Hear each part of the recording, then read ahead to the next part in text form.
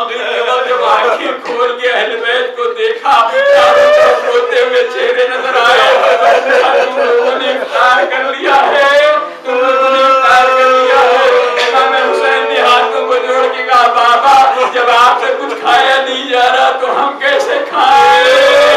جواب دیا میرا روزہ تو رسالت مآب کے ساتھ کھلے گا یہ کہہ کے ایک ایک بیٹے کو قریب بلاتے تھے اور اسے وصیت کرتے تھے ایک ایک بیٹی کو کلیجے سے لگاتے تھے اسے وصیت کرتے تھے سب سے زیادہ زینب کو دیر تک جا کے کان میں کچھ کہتے رہے خدا معلوم لیکن جب یزید کے دربار میں داخلے کی باری آئی تو بات سمجھ میں آئی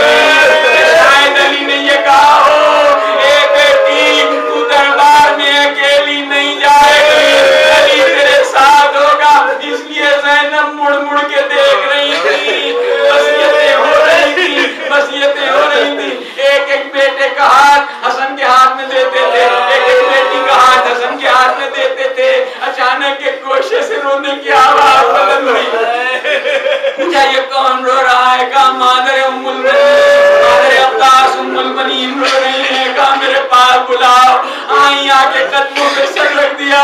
اے میرے آقا کیا مجھ سے کوئی غلطی ہو گئی ہے کیا مجھ سے کوئی غلطی ہو گئی ہے جو میرے عباس کا ہاتھ آپ نے حسن کے ہاتھ میں دیا کہا نہیں تو سمجھی نہیں ارے میرے حسین کو بلاؤ عباس کو بلاؤ عباس آئے عباس کا ہاتھ حسین کے ہاتھ میں دے گا بیٹا عباس تو علی کا لال ہے حسین رسول کا بیٹا ہے اپنے آپ کو غلام سمجھنا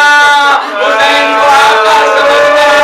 بس بندہ پرور ماتم دارو عباس نے یہ وصیت اس انداز سے 10 برس کے سن میں سنی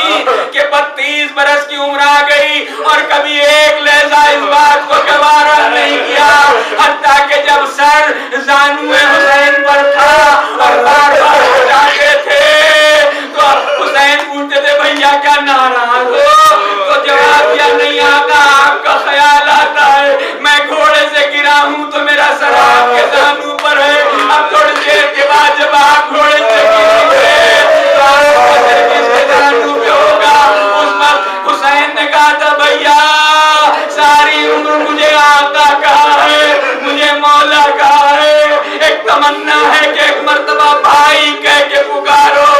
عباس نے بھائی کہہ کے پکارا اور حسین کی تمنا پوری ہوئی